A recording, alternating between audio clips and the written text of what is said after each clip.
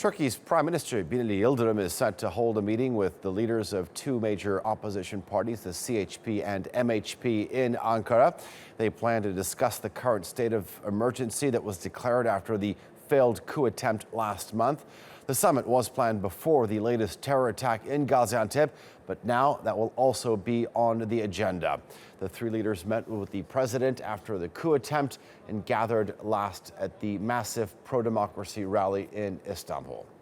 Well, Hasan Abdullah joins us now from Ankara with more on this. Hasan, so we're seeing a continuation of this atmosphere of political unity. What are we expecting the leaders to discuss today?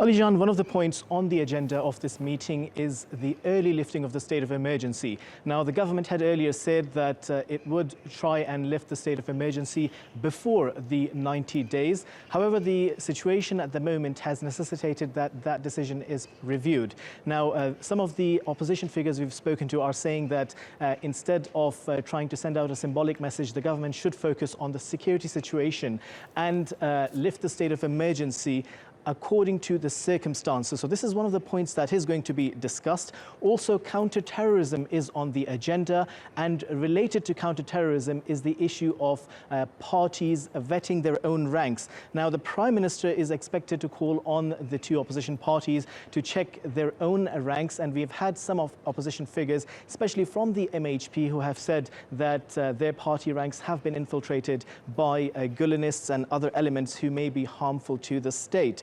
Now, at the same time, we're expecting opposition parties to raise their concerns about the HDP. Some opposition members we're expecting them, because they have raised this point earlier, the opposition leaders are going to say that the HDP is taking a very unclear stance on terrorism, particularly the terrorism perpetuated by PKK, and we're expecting the opposition parties to call on the government to take a very sort of serious stand, as they're calling it, against the HDP. They're also going to be discussing constitutional reforms, particularly those pertaining to the judiciary, and also the parties have been in the past and in their past meetings discussing some of the clauses of the Constitution, which they say are sort of remnants of the 80s clauses that support or provide some sort of way for military takeovers. They're going to argue that those clauses have to be amended as soon as possible.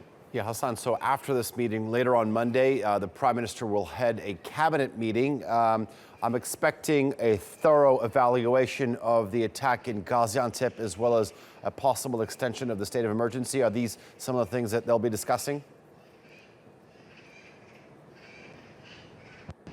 That's right, Alijan. Some of the points that will be discussed in the three-party meeting will be carried forward to the cabinet meeting. For example, the issue of the lifting of state of emergency, which will be discussed in the three-party meeting, that will later on be discussed in the cabinet meeting.